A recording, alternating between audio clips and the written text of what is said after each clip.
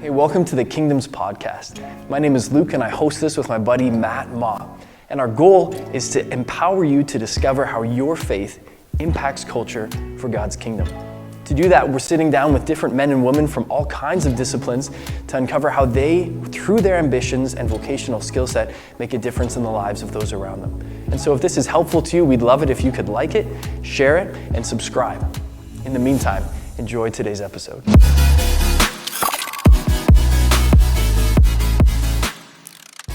Richard, welcome to the podcast. Delighted to be here. Thank you for having me.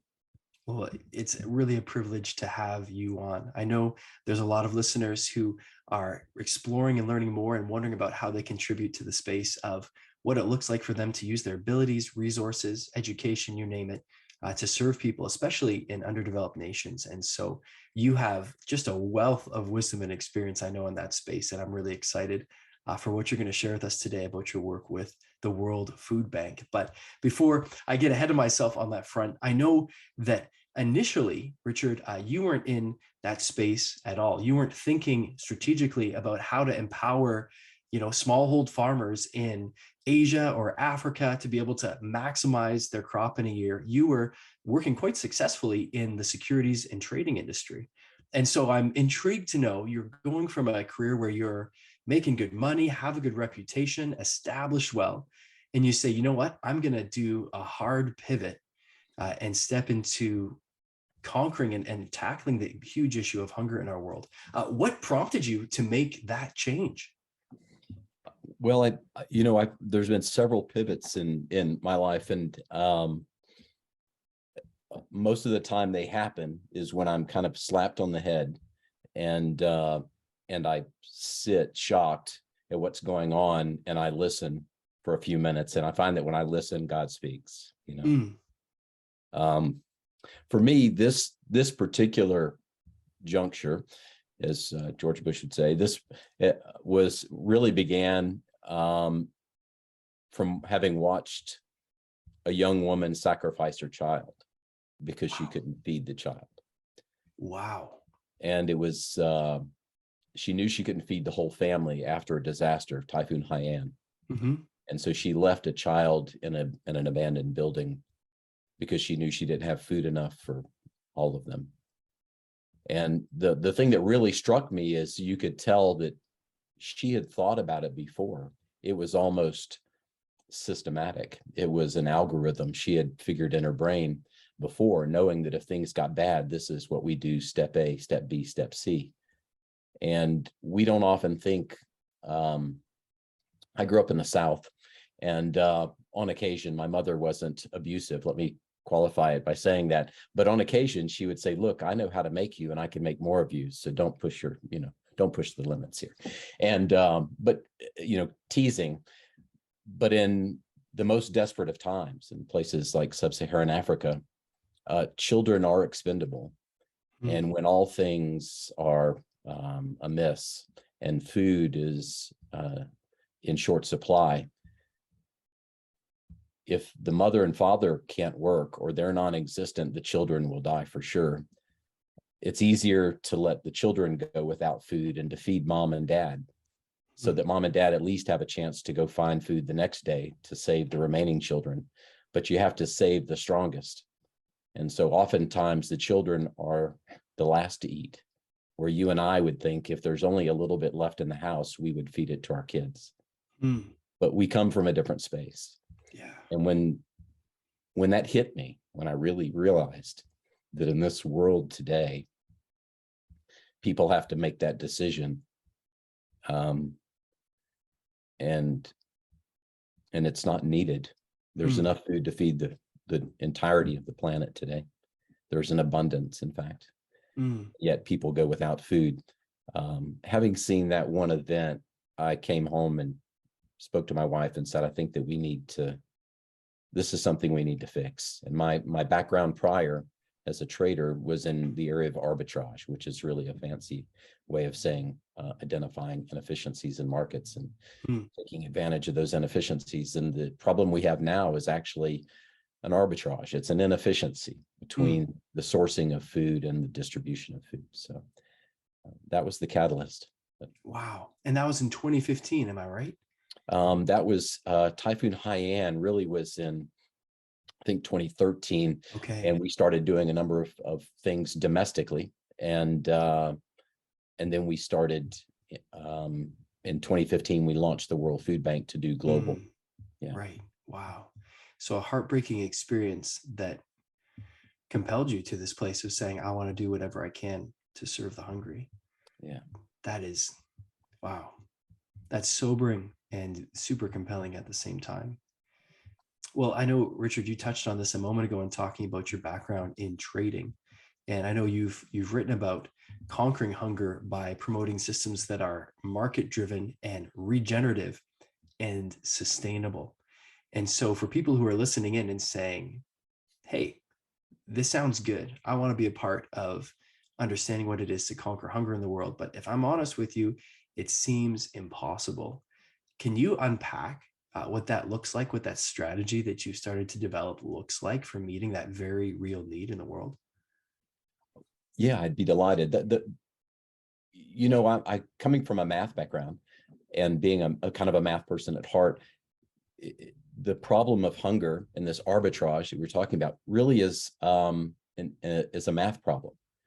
And so we started by saying, what is the math that creates the problem and what's the math perhaps to solve the problem? And from that, we established what we called the zero hunger formula. Basically, what does it take to get to zero hunger?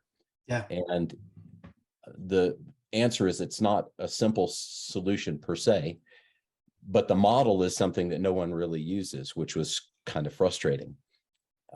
And part of it comes from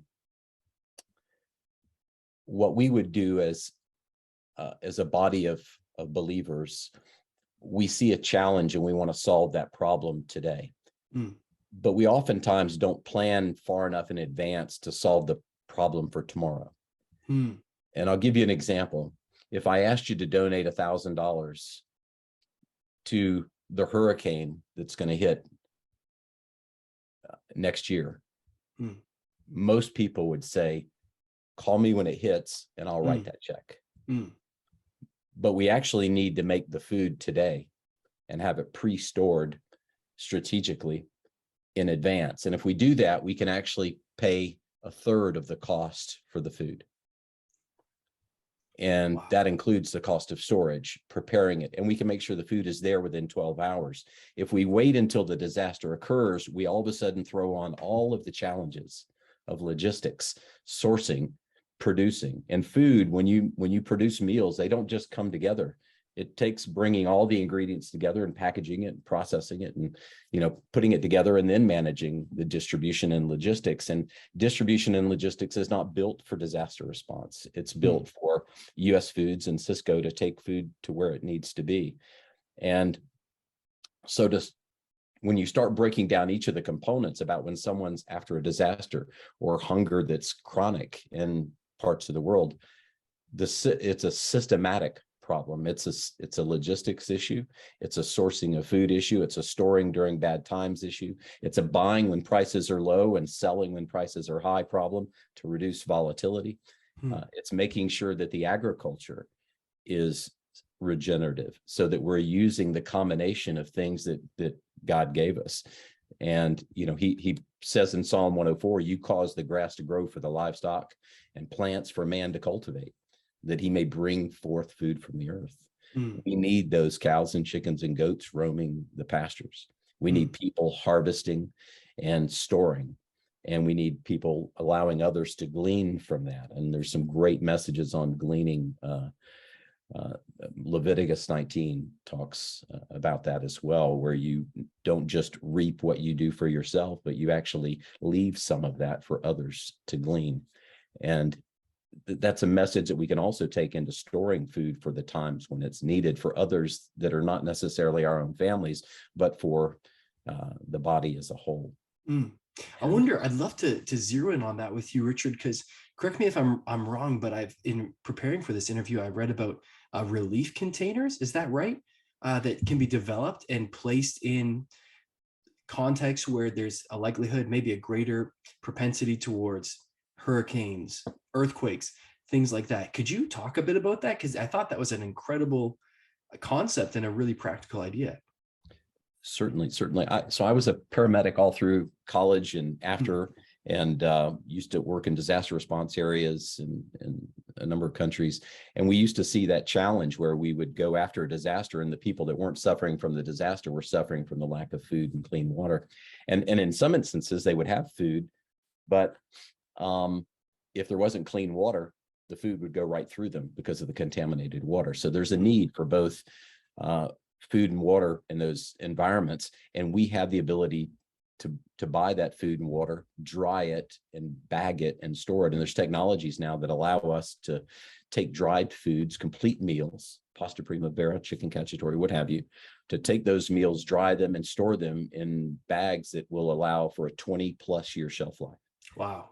And so if we can do that, we can literally create regionally specific food. So Southern style food in the South, and Southwestern style food in the South, and in the Southwest, and in Puerto Rico, we have Puerto Rican style meals, and to be able to store those in strategic locations so that after the disaster, they can be readily accessed. And then the organizations like Send Relief and Red Cross and Catholic Charities can then move in quickly, get their people in, and they automatically have food that is not only fortified, nutritionally sound, balanced nutrition versus military style meal ready to eat products. We can get them meals that are actually like what they normally eat so that they feel comfortable. And again, I come from the South, where for us, more family time, more quality time comes around the table than probably anywhere else. We can get together. It doesn't matter what's happened in the day or in the world. If we can gather together around a table, we'll get through it.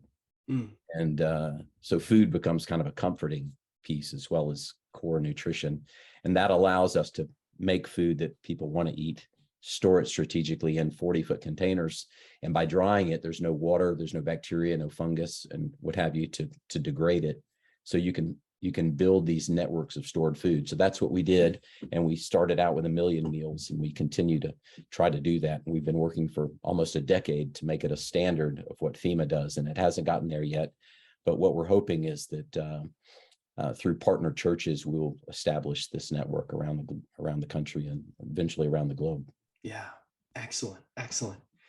Well, Richard, we referenced earlier your passion and your strategy really for saying, how can we start to empower farmers, especially farmers in the third world, to be a part of sustainable rhythms, especially when it comes to agriculture or livestock, et cetera, for the sake of being able to maximize their produce and also feed their families and then make money off of what they're selling. And people can say, okay, well, that's great to hear about, but how does that happen, Richard, if you're wanting to see that accomplished in India and you don't speak any of the local dialects? How do you start to really educate and empower farmers in that region? And so I wonder, could you touch on some of the ways that media platforms, especially television and radio, are doing so much to empower and equip farmers, especially in the third world?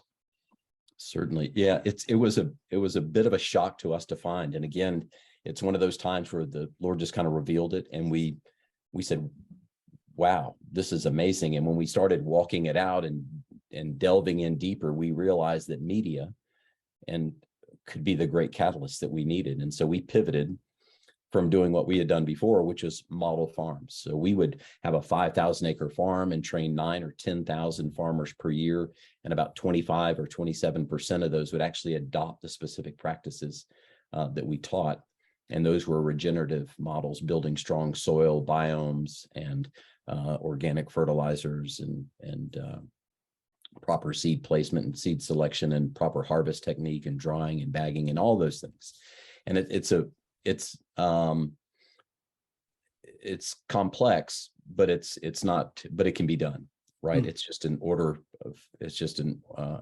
that needs to be followed. But the challenge is we were spending a lot of time and a lot of money to train 9,000 or 10,000 people, with only a few thousand of those per year actually adopting those practices and moving from the edge of poverty into sustainability. And then we came across media, and this company called Medii, which is like media with an E on the end, like the plural of media. Medii It won a number of awards, and I had been appointed by the president to the advisory board of USAID, the U.S. Agency for International Development, and their advisory board is called BIFAD, the Board for International Food and Agriculture Development, and which is the largest funding organization for development, especially in ag, in the world. Wow. And so we see every project and program out there, and they give an award away for the best in research and for the best in innovation. And so this media company, which had been founded and started by a group of folks in Kenya, had TV shows that were modeled after the home makeover shows like you and I see here, which are now entire networks like HGTV and Magnolia Channel and what have you. But they were doing farm makeover. And they would go out to a local farm and they would find out all the issues in the country. And then they would build a season around that. And they would find out the problems with cows and the problems with drought and pests and bugs and fungus and whatever it is. And they would talk to people. They would bring in an expert. They would help the person. And they would come back at the end of the season and show the improvements. And by doing that, the results were higher than what we got teaching in person. Where we got 25 or 27% of the people from us teaching in person would actually adopt those practices. 36% through this huge USAID study across 13,000 people, 25 counties, 18 months. 36% of those adopted all of the practices specific to their animal or their crop, and their incomes were adjusted enough that they were now moving, they were quickly moving from the edge of poverty to the edge of middle income in 18 months. Wow. And so when you take the numbers that they had at the time, they had 8 million weekly viewers. They were moving over 1 million people out of poverty from a TV show in Kenya. Over 1 million. I was spending twice that amount of money to train 9,000 and probably move 3,000 out of poverty. Wow. So embarrassingly, I came back to my board and said, you know, these guys are just in Kenya and they're incredible.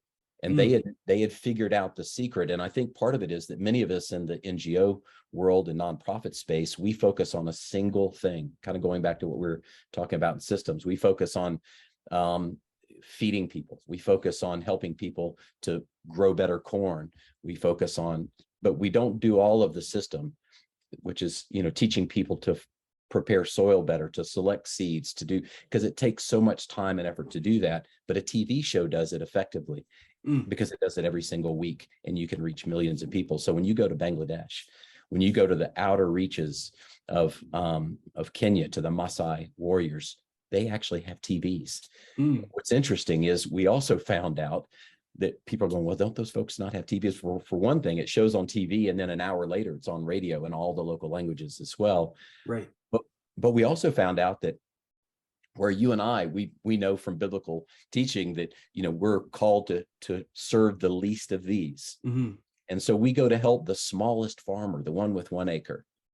But what actually changes the world in these villages is going to the lead farmer, going to the one that has 5 acres or 10 acres, the one who's already involved in the cash economy, because that person is willing to take risk with 1 or 2 acres. They're willing to spend a few dollars to buy the better seed or to buy the better fertilizer, where the person with 1 acre isn't. So the adoption rate of the person with 1 acre is much lower. But if you can reach those with 5 acres or 10 acres, they will try it, especially when they see someone that they can associate with try it.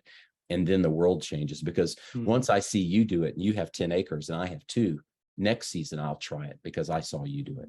Yeah. And that has been the catalyst for tons. So now we've gone from 8 million and we're working to purchase the company. We bought, we have equity in that company now. We're working to take the company over as the founders retire. And we've already helped them in the past 3 years to double revenue every year for the past 3 years. Wow. And we've now gone to Zambia, Uganda. We just confirmed Rwanda, Brazil, Indonesia, and actually New Zealand. So we're rapidly taking this around the world, where we hope to reach millions and millions of folks with not just one TV show now, but with multiple TV shows teaching good agricultural practices. Yeah, that's awesome. And I wonder, like what are the global economic implications of basically a generation of third world smallhold farmers embracing that and moving from poverty to prosperity? It's really huge. It's a great question, because one of the interesting things when we were talking about this zero hunger formula, when you walk it down and you say, what do we need for farmers to grow more and better? When you take the 400 million farmers in sub-Saharan Africa alone that Yeah. live below $1.90 a day, and they actually use the land they have now to grow sustainably, regeneratively, they don't have to have great success. If they just do what we've seen in Zambia and Malawi and Mozambique and Zimbabwe and Rwanda, if they can do what we've seen done throughout the rest of these countries, they'll not only move out of poverty and but they'll move into middle income. So not just low income, but into middle income. When you see those numbers change, it means that not only do you solve for hunger, but you largely solve for poverty. You literally will lift more than 1 billion people out of poverty in sub-Saharan Africa. Yeah. It's really, really amazing. Yeah. And it has massive implications, I'm sure, for education for their kids, access to medical research and resources. Like, yeah, I could go on and on. Oh, well, that is super significant. So I wonder, to pivot slightly with you, we talked about natural disasters earlier on in this conversation, but it's not uncommon for news to reach, especially the Western world, of an earthquake or a tsunami or a hurricane that's happened somewhere in the third world, and for people to jump to want to respond. How can we help? How can we pitch in? And sometimes there's another natural disaster a week later or a month later, and everyone's focus pivots there. And I wonder, I know you spoke to this earlier about preparing ahead of time, but for those people who are saying this just happened and I want to dive in, I want to contribute, I want to help, given your experience in the space that you're working in, what are some of the best ways that listeners who are thinking, I want to make a difference, can not only show up in the midst of an immediate disaster in the week following or the month following, but also how can listeners be thinking constructively and strategically to say, in the months or the years after community has been devastated by a natural disaster, how do we show up in a way that actually supports deeply affected communities and areas of continuing need?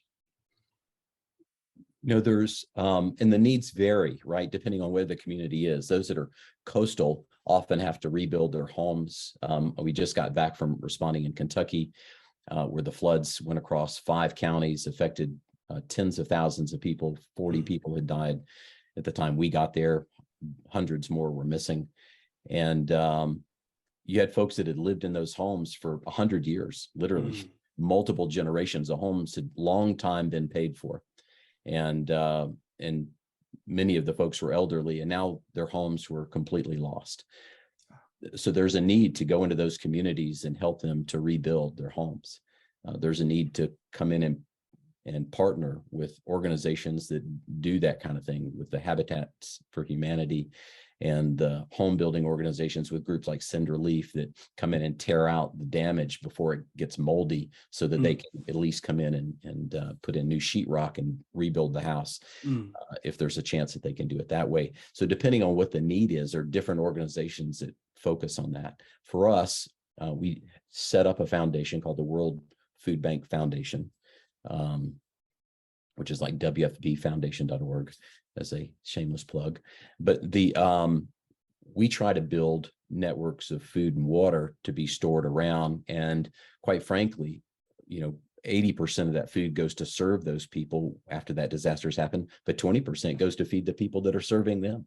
When they show up, remember, if you go for 10 days to help rebuild homes, or to pull things out of the river, or to bring in new equipment and start, even in some areas where it's farmland, and you're trying to rebuild soil that's been washed away, the people that are working there need to be fed as well. So depending on what your passion is, there's some people that love tearing out houses and cleaning them and preparing them to be renovated.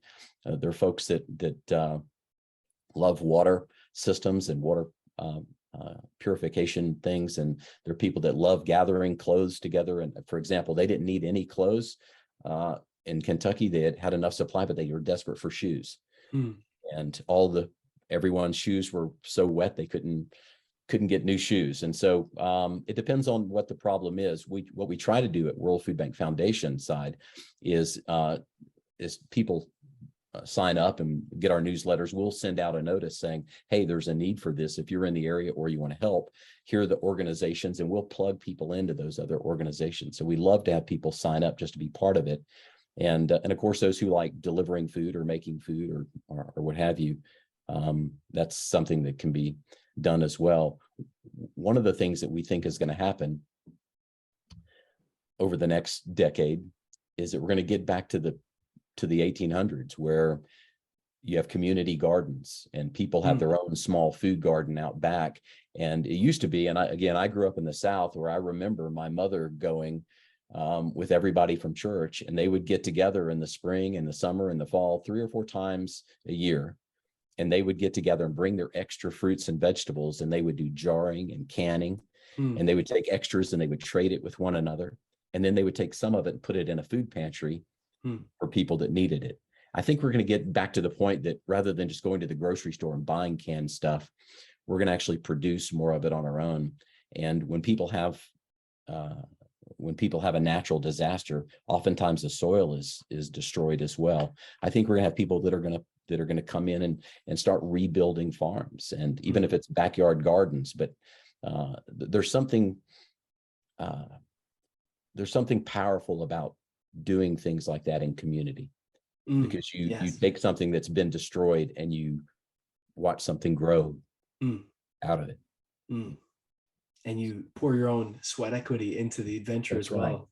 That's right. There's a lot to be said for sweat equity. Yes, absolutely.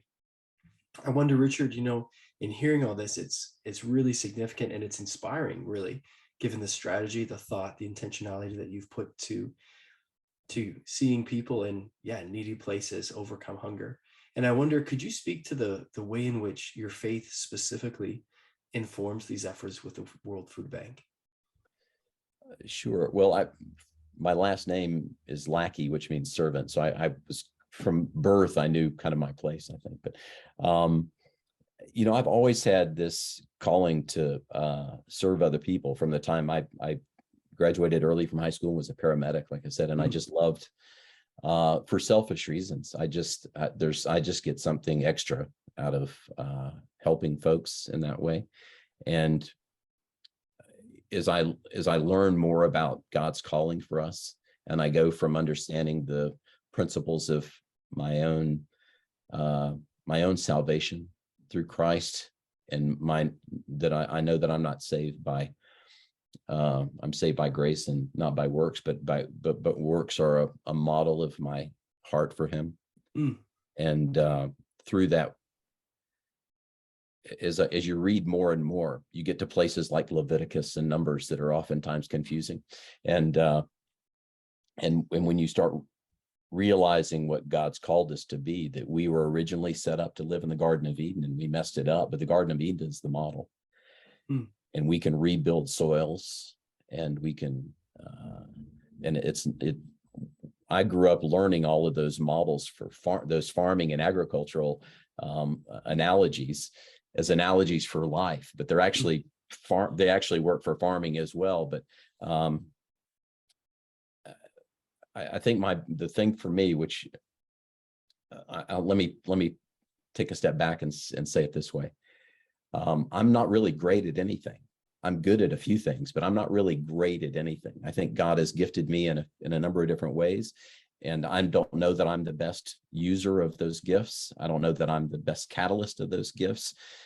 And so for anybody that's wonders what their gifting is, everybody has specific gifts, and the power has just been in listening and finding out where those things could be used. My interest really lied, and my strengths were in math and some in science. Excuse me. And it was one of those times where I was literally in Dubai, having come back from seeing this technology, these giant bags, which were similar to what we used in the US. And because of the work that we had done in the US, they asked us to check out this technology that had been funded by the World Bank in Africa, and they had these giant 100 metric ton bags, so the size of 2 40-foot containers stacked on top of 2 40-foot containers, giant bags with huge zippers on the outside. And they were like multi-layer polyethylene, a form of plastic with a material in the middle that allowed no gas and no moisture across the barrier. So when you stacked bags, 5 meters high of corn or wheat or sorghum, and then you zip it up, the pests and the insects that are still in there actually respire the remaining oxygen, and then they die. And so those bags become oxygen free with no pests and no nothing to create degradation. So I went and saw grains and pulses that have been sitting in these bags for more than 15 years and were still grade 1. And I was working out of Dubai at the time and came back to Dubai. And it's one of those times where I said, I'm not sure why I've been exposed to this. And luckily, I happened to be in a place where it was just very quiet. And I was looking out across the city of Dubai. And I just said, Lord, my background is in finance and in emergency medicine. I don't know anything about agriculture. I worked on a farm for one summer as a teenager. And the Lord spoke to me and said, I needed you to have that background in science. I needed you to have the background in finance so that you could solve the problem. So I was thinking, as a greedy capitalist pig, that I should go back to Iowa and arbitrage, use these bags and buy everything at harvest and sell it during the winter time. And but he was very clear that the problem was everywhere but here. And so we had started working on the solution in the US, but just sitting and listening sometimes to where God wants you to be. I find that the quieter I am and the more intentional I am about listening, the more direct I hear from him. Wow. And, so I think that's the message, because there's certainly nothing special about me other than I'm a child of God, like everybody else. And inviting other people to know the beauty of feasting at the table of the King. Amen. I love that. I love that.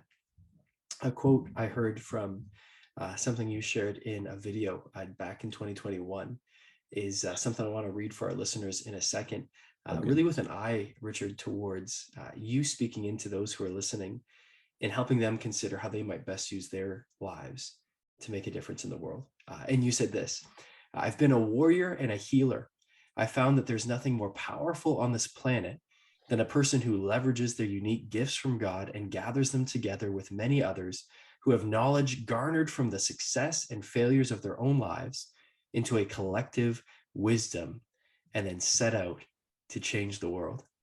And so for people listening who are really passionate, like you, about making a difference in the world, whose hearts break for a need like hunger or homelessness or something else, I wonder, could you give some insight, some counsel in terms of where the best place to start is, or what the best heart posture to start from would be?